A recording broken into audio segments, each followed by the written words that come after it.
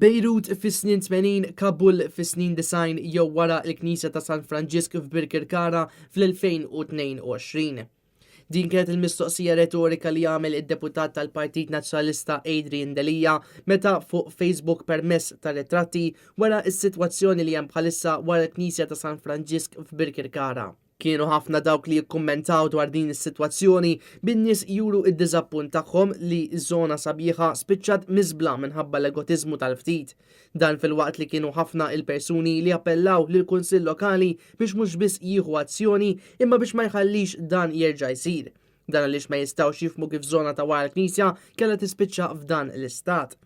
Fuq il-post tiegħu Adrian Delija appella biex din is-sitwazzjoni ma terġax tirrepeti ruħha u ġibed l-attenzjoni ta' diversi individwi u entitajiet li mill-bidu kellhom jilqgħu għal dan id-diżastru, inkluż lill-Ministru Aaron Farrugia u lill-Ministru Miriam Dalli b'din tal-aħħar issa tokkupa il-portafoll tal-Ambjent.